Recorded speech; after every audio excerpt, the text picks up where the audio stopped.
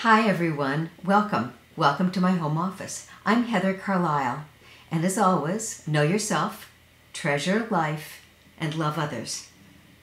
So this is my second series. And as always, know yourself, treasure life.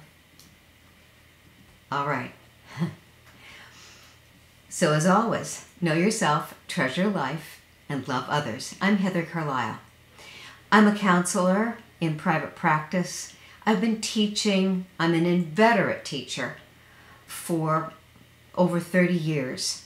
And this is my easy way to, Tookie's joining us. Hi girl. This is my easy way to share what I've gathered over the years that I trust and believe in.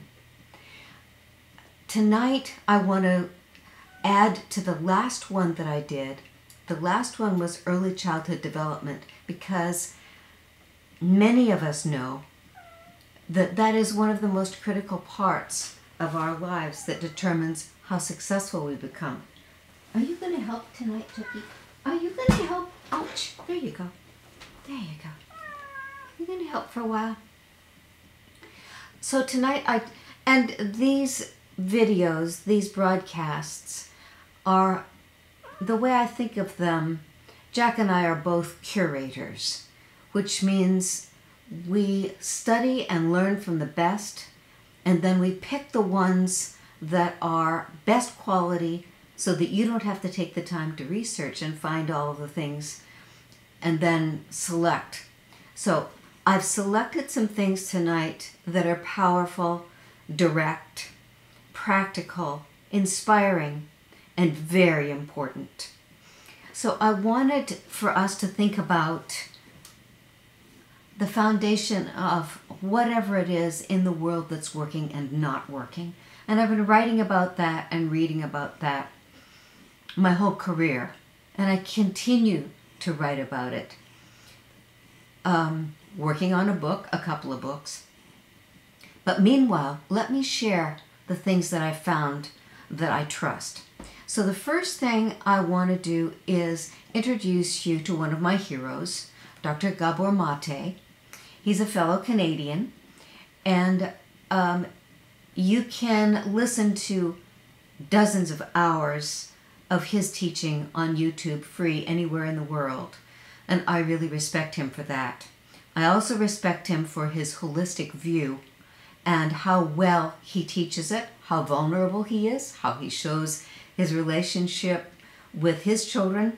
So I chose a clip tonight to introduce you to how I view our problems and how he agrees with my opinion, he was before me, that it all starts with our brain development in our earliest years.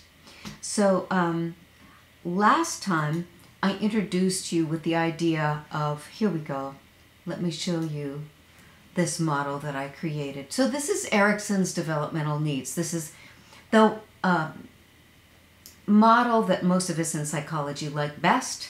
It's accurate and it's utilitarian. So notice we start down here at the bottom. This is birth up to death. And so last time I was talking about this first stage down here, which is healthy dependence, which means we need a symbiotic bond with our mother or mothers in the first 9 months of life, where we become either secure or anxious or avoidant. And our unspoken question is, how can I be secure? In other words, how can I be safe and not be afraid to die or not be afraid I won't get food? And of course, nobody's perfect, but if we get enough of that assurance, we can end up being a trusting person. So tonight I wanted to look at the next two stages, which are when we start, I mentioned last time, the terrible twos, and then play age, going to school, and how our kids need to become competent, first of all, at being independent, and then how can I be powerful, which is initiative, If I have an idea, is it going to succeed? Should I try it?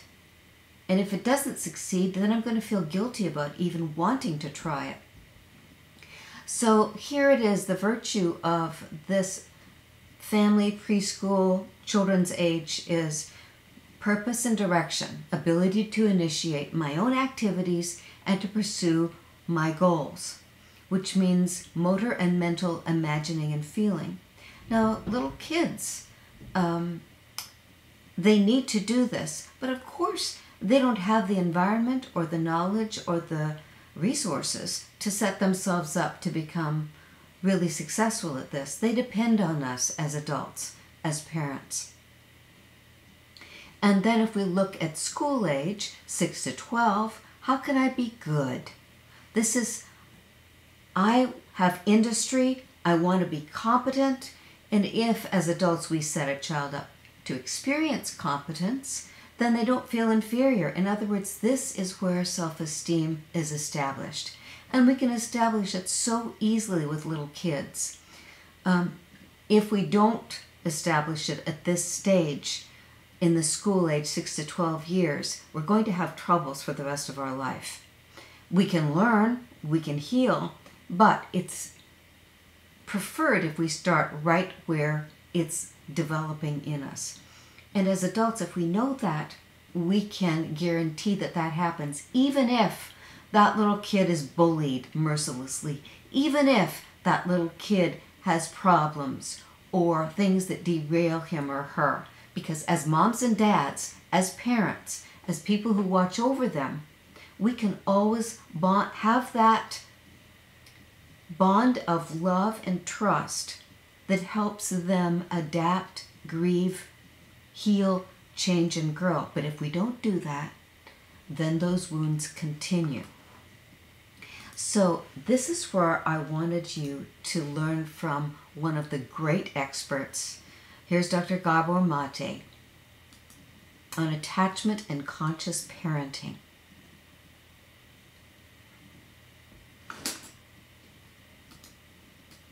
And conscious parenting. Childhood in North America right now, we can see that it's seriously under threat.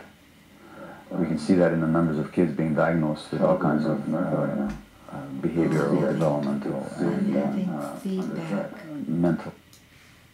And so, I did this last time very well. And I think Jack is going to have to help me because it's not coming through properly. But let's see if I turn this off.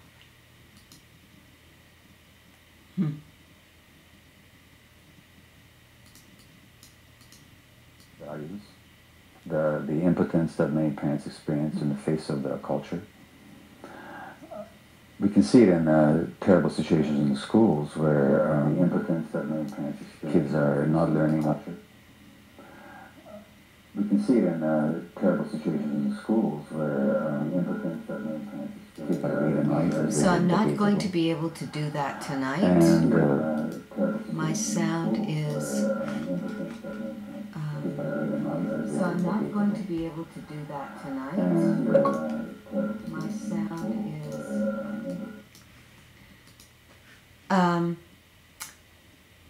my sound isn't working. So, let me show you this right here.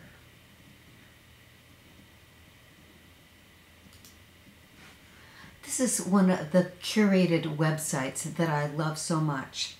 And you may have heard me speak of this before.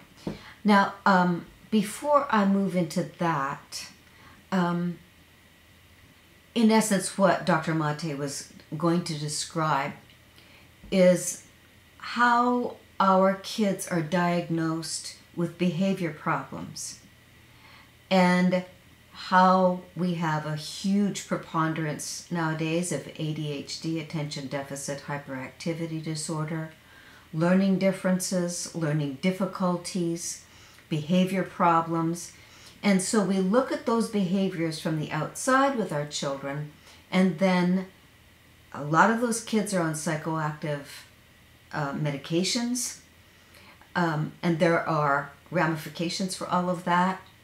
So Dr. Mate talks about the specifics and the data of those experiences that we're having with our children in our hospitals, with our doctors.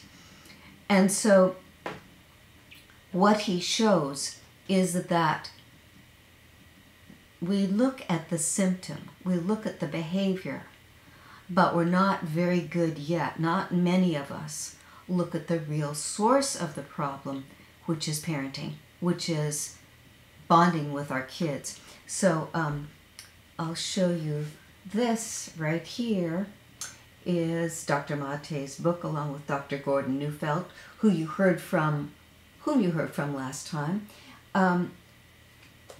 This is a whole new way of understanding developmental psychology in our times. The old ways have now been corrected, and it's not for us to individuate from our children. It's not for us to tell our kids, okay, be independent, go by yourself, pull yourself up by your own bootstraps, don't ask for help, don't need me. Well, that, I think, if we look at logically the unfoldment of North America, we are a pioneering continent. Our infrastructure is even now being built. We're not an old society. And because of that, we've had to be very isolated and independent. I know that I grew up on a homestead, so we were pioneers. We were separated from people. We were separated from the heritage of our families. So that ethos has become really the powerful drive that has made America so successful in achievement of physical things, material things. I love my electricity, I love my cell phone, I love my computers more than anything. But the cost of this particular culture is that we've lost our equal valuing of right brain. So we've got a lot of industry and finance, economics, building, the physical world that we live in, but we don't give equal value and equal time and equal education to the humanities. There, in a certain way, I know I've been labeled as fluff. You know, what good am I if I'm not earning a big income and I'm not making something have to do in the sciences or the engineering world? And we're looking now at the costs of that blindness. And one of the things that you'll hear me say again is we have been blindsided and betrayed by the times we're born into and the traditions that we've been taught or inherited. And that's extremely complex, of course. And for tonight, we'll just look at one piece of that, which is we expect our children to be too independent. And then in broad terms, and I'm repeating in essence the nut meats of what I've learned from many, many hours of reading and watching videos and writing and talking with experts, that we don't want to individuate from our kids. We don't want to latch onto them and possess them. We don't want to just let them go willy-nilly. Children need parenting, adults. We need to be attached to our loved ones. We need to have that give and take, which means it takes the most valuable thing, and you've heard me say this before, I'm sure, the most valuable, precious thing we have is time. And so you'll hear it, I don't have time for you, I don't have time for my kids, I don't have time for sleep, I don't have time for whatever it is. But when a child is growing from halfway in utero up to 30, they're learning. And they're learning from us, from the generation ahead of them, their mentors, their teachers, their parents, their neighbors, their aunts and uncles, their cousins. They're learning from us. And kids don't know. They're learning. So for us to assume that a child is ignorant or unmotivated or incompetent if they haven't figured something out, then that's unhealthy and unkind. In my mind, if a child or a young one, I love working with college dropouts, if they haven't been successful and they're intelligent, there is a whole lot that they're missing. And that's on me. If our young ones are missing something, that's on me. I'm the grown-up. I'm the adult. I'm the parent, the grandparent. And it's for me to provide it for them or to show them where to find it and then to walk beside them to make sure, to ensure in a kind and fully involved way that they get it. And so, of course, you know I'm a teacher. And of course, you know I'm a saleswoman because I'm selling information. And if someone is not interested in the information that I think that they need, then there's something missing in the way I'm teaching or mentoring or role modeling. It's on me. So if we find ourselves judging or blaming or criticizing, we're not looking at the truth. So I want to show you this. So of course we want to know, well, how do we make sure that our young ones get what they need? Because right now we're seeing horrible costs. Even high school kids murdering other high school kids. Something is horrifyingly wrong. Fortunately, those of us in psychology and in education and in understanding humanities and the development of people, we understand why. We know what to do. So, you know, if somebody's talking about how awful it is what happened in a high school or in a school, or the behavior problems that are upsetting their child's classroom, or the teacher that just wants to quit and does quit, I say, you know, I can understand. I can tell you why.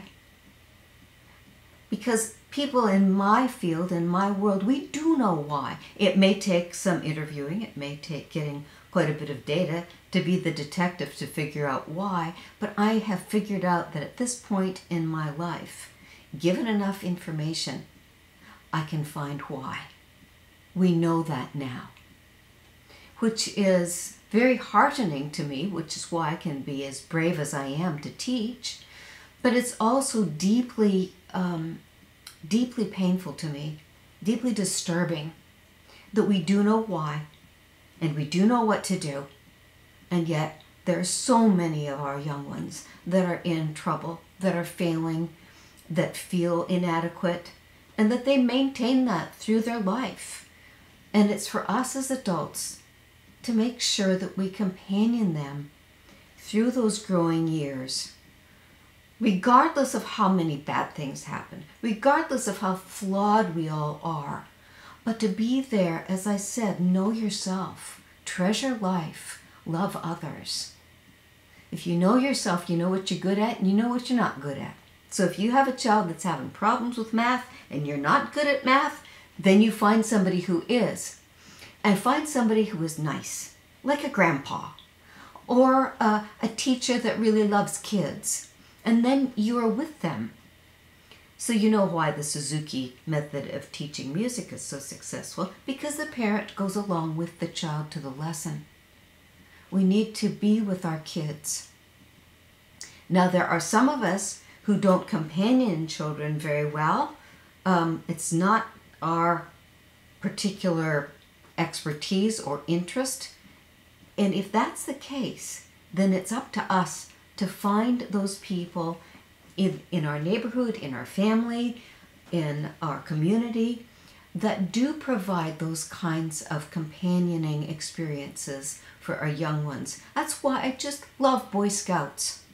As flawed as all of those scouting and adventuresome and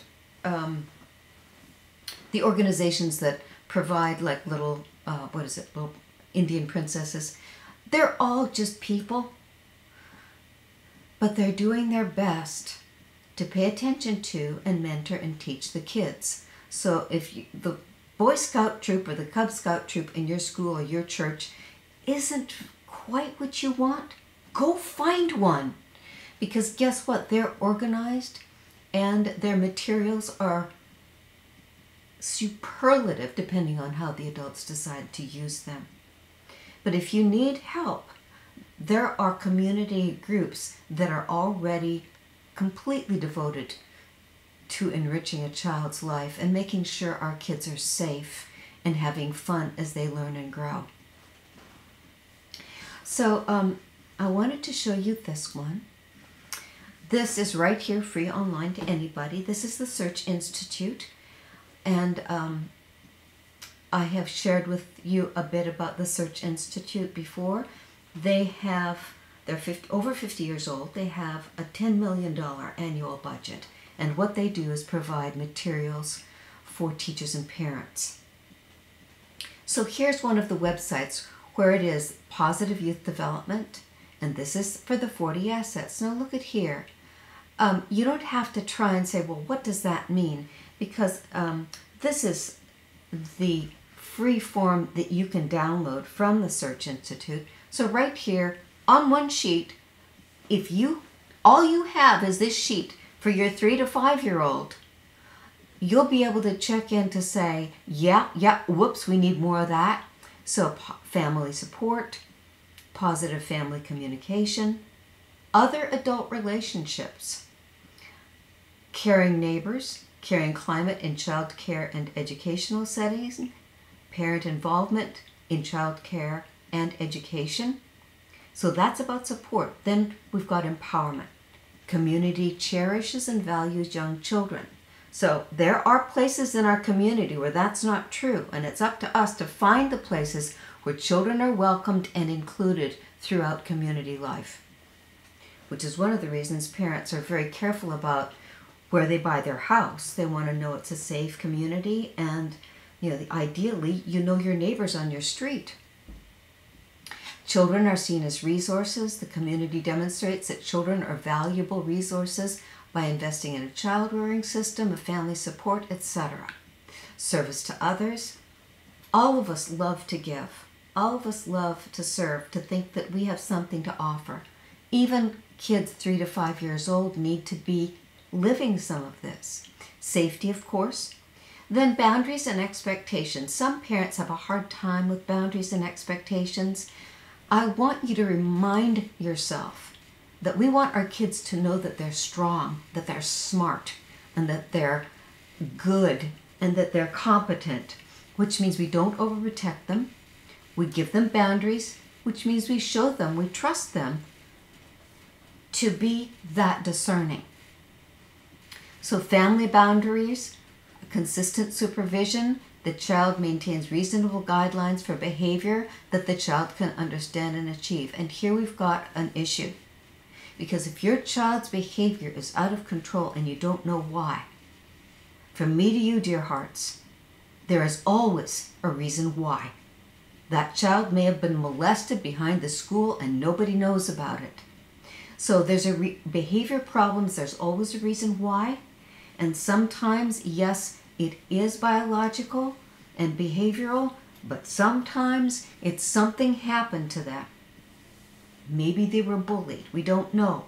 But when your child is unhappy, the first thing you want to do is spiritual companioning, to bond them to you in your body, on your lap, beside you, so that they can tell you everything and not be scared.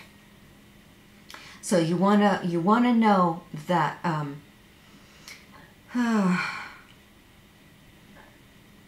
we were in family boundaries so that they can maintain reasonable behavior. boundaries in childcare and educational, neighborhood, adult role models. That's the best way that all of us learn through our entire lifespan. From watching Grandpa as a little kid to watching Grandpa as a woman, watching how he passes away. Positive peer relationships. You want to make sure that they have friends and that they have a great time, which means you need to be there and you need to shepherd it. Positive expectations of the children, and then constructive use of time, play and creative activities, out of home and community programs, religious community, time at home. So those are the external, the 20 external assets that a 3 to 5 year old needs. And then the internal assets, motivation to mastery, engagement in learning experiences. The child fully participates in a variety of activities that offer opportunities for learning. Now, the child doesn't provide those for themselves. It is on us to provide those activities. And it's on us to make sure those activities are fun enough that we like it too. Home program connection between home and out-of-home care programs and learning activities. You're part of that. Bonding to the programs. Early literacy. Kids can read before they're 3 and write before they're 4 if we shepherd them. It's only natural. Caring. The child begins to show empathy, understanding, and awareness of others' feelings. And you want to ensure that. And sometimes it's about animals and stuffed animals and being affectionate. But you want to ensure that the child not only is cared for, but then it responds that way. Equality and social justice. Now, for a 3 to 5 year old, yes, the child begins to show concern for people who are excluded from play. And other activities are not treated fairly because they're different. Sets them up to be so kind, but it also sets them up to know that when somebody bullies them, that's not right, and they come and tell mom or dad. Integrity, honesty, responsibility, self-regulation. Self-regulation. The child increasingly can identify, regulate, and control her or his behaviors in healthy ways using adult support constructively in particularly stressful situations. When it gets out of control, you are there. You don't ask them to go in the corner and calm down. You have them sit on your knee or sit beside you and show them how to think it through and what it's like to calm themselves. They don't know how to do that unless we do it with them in a sweet and loving way. Peaceful conflict resolution, personal power, self-esteem, sense of purpose, positive view of personal future. Now, that, dears, is for 3 to 5 year olds. If we're not with them, we can't determine that they receive those at that age. So here we go. Sometimes we say, well, how do I do it? Because certainly wasn't given to me, or I only got a piece of it, or the people around me aren't doing it. How do I do it? Well, right here is one beautiful source I've curated for you, which is the Search Institute. And so here are the assets along the left-hand side, and all you need to do is let's go down here to let's see, restraint. We talked about restraint a little bit. We click on restraint, and voila, here you go. This is asset number 31.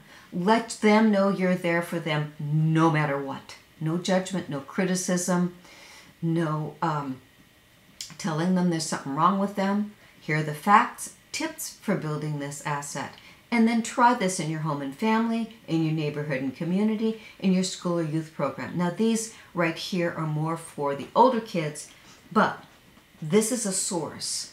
If you only can go to one thing, this source is here for you. I have a guest, Susie, that says parenting is so important. And Susie,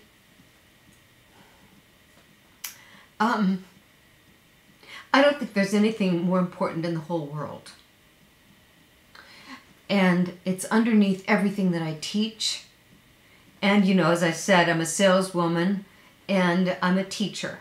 So trying to be a very good saleswoman at selling parenting and making it fun and giving you the tools so that we can guarantee that our kids stop misbehaving, our kids aren't bullied anymore, and if the bullying happens, we take care of that child. We don't punish that child, well, like what happened recently.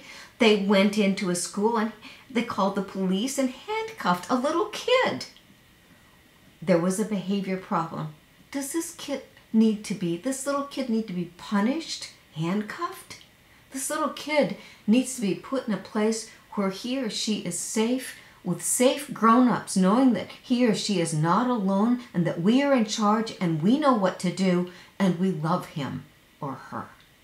So there you have my little introduction and curation on taking care of loving our little kids, our children. So I will look forward to doing more sales to you next Monday. Meanwhile, thank you so much for tuning in with me tonight. I really appreciate that you're companioning with me. Thanks. Good night.